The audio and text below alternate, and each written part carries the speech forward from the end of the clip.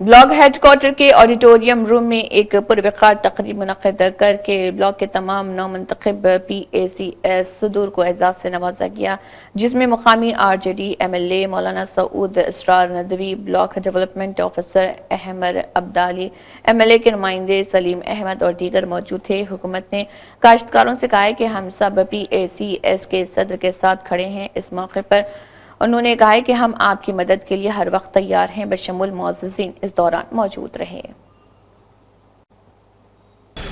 Sir, आज का जो प्रोग्राम था किस मुद्दे पर? आज जो ब्लॉक में हमने प्रोग्राम रखा था सम्मान समारोह का, जो पैक्स चेयरमैन जितने बने हैं, नए पुराने, जो दूसरी मरतबा जीत के आए, तीसरी मरतबा आए, जो नए आए, उन सबको एक सम्मान समारोह का प्रोग्राम हमने रखा था, जिनको हमने शाल और माला और वो मोमेंटो से उनका स्वागत किया।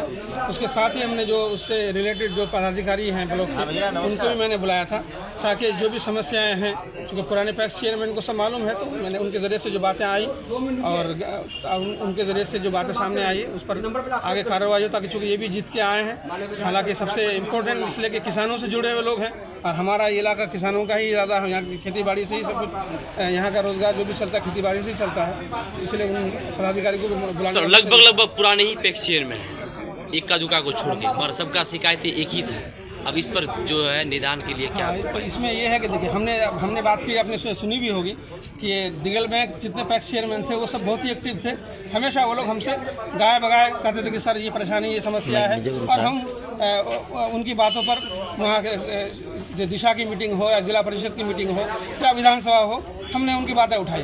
ठाकुरन से कभी किसी पैक्स चेयरमैन ने हमको फ़ोन नहीं किया, इसलिए मैंने कहा कि भी आप लोग एक्टिव हो गए, क्योंकि आपको ज़रूरत है, आप किसानों से, लोगों से फेस करते हैं, तो कहा है आप उनके इसमें आपकी हमको अगर शिकायत कीजिएगा तो हम आगे बात बढ़ाएंगे, तो आपका जो डिमांड है वो भी फुलफिल होगा, आपके लिए भी आसानी होगी। खाद वगैरह को लेकर हमेशा किसानों की जो शिकायत है वो बनी रहती है सर। हाँ, बनी रहती है, चूँकि बीच में सरकार ने पता नहीं क्यों नए इफ्को के ज़रिए से ये सीमांचल कोई दुकान है, इनको देने का काम कर रहे हैं। ये सब गलत तरीके से लोग कर रहे हैं, चूँकि ये ब्लैक में बेचते हैं। और हालांकि हमने पिछली मरतबा जो दिशा की मीटिंग थी उसमें हमने उनको वार्निंग भी दिया था कि भाई ये क्या धांधली आप लोग मचा रखे हैं। ठीक है, अगर आप सरकार का निर्णय है आप दीजिए, खाद को बढ़ाइए, जितनी कमेटियाँ बना करके देना चाह दीजिए, लेकिन जो मेन पैक्स चेयरमैन है, चूँकि वो पूरे पंचायत के होते हैं और पंचायत के किसान जो है उन्हीं के पास जाते हैं, तो उनको अब ज़्यादा अवेलेबल कराए, ताकि उनके ज़रिए से उनको पूरा किसानों को वो खाद पहुँच जाए। राशन कार्ड को लेकर पठावन प्रखंड में बहुत सारा आदमी भटक रहा है, जोड़ने के लेकर, नाम सुधारने के लिए, इसमें आप क्या कहेंगे?